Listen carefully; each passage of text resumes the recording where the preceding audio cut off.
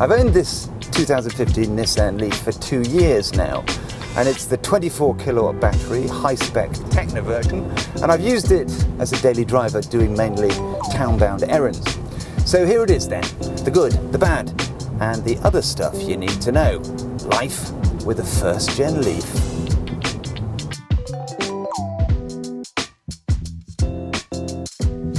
On the road, it's fine. I'm not going to rave about its dynamic prowess because, well, it doesn't have any. The 0 to 60 time of 11.5 seconds won't win you any races or even make you come second. But it actually feels a bit brisker than that because you've got all that instant torque from the electric motor. There's a lot of noise from the tyres.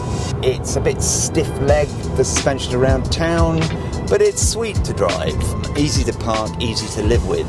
So I describe it as adequate. Just don't get excited.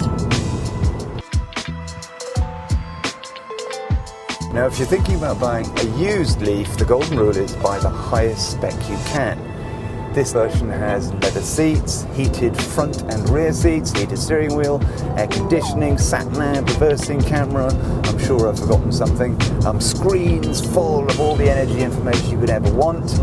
And you'll need these toys, not just because they're nice, but because they will help stop you from getting bored.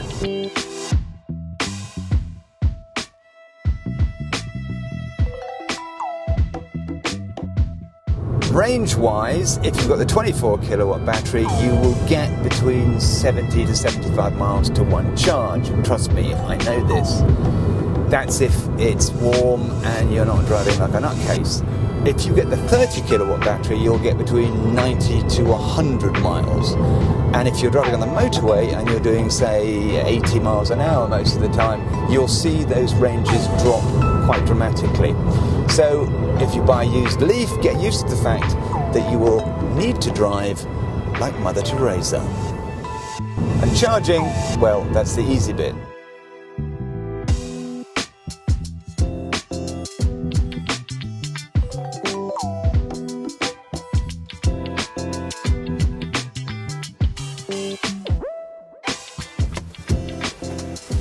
Nobody buys a Nissan Leaf for its looks. It's all a bit dumpy, a bit slab-sided, and the only stylistic flourishes, if we can call them that, are the mantis front eyes and the Kardashian rear end.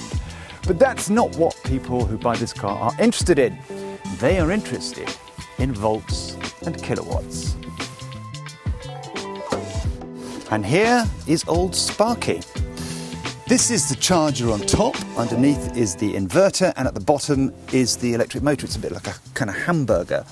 It's not user-friendly, as you'd expect, and the most you'll do under here is top up your screen wash, your coolant, and look at the level of your brakes. People say that these things are going to be terribly, terribly expensive to mend as they get older, but there's lots and lots of second-hand parts around. I saw a whole engine unit the other day for 1,700 quid, so we don't know whether that's going to be the case. And while we're talking of money, 2 years ago I paid $12,400 for this car, but since then the price of used Leafs have gone up because demand has increased. So to find out what this car has lost in depreciation, I looked at 10 similar age, mileage and spec Nissan Leafs that were being advertised, averaged out the price, and believe it or not, the advertised price for a car like this right now is 12,300 quid. I've lost buttons, but there's more. What about the petrol I haven't put in it? The servicing I haven't had to pay for because there was a free servicing deal, or the road tax. Yes, I've got to deduct maybe 1,000 quid for the insurance for 2 years. Also, the electricity I've had to put in, which is maybe 200 quid, and a couple of MOTs, but that is it. So this car for me is the cheapest modern car I have ever owned, and I have owned lots. It's also been the most reliable because I have had to do nothing to it at all. So, look, you heard it here first. 2 years behind the wheel of this persuades me to say that this could be Britain's cheapest used EV and the most reliable. Just don't expect to love it to bits.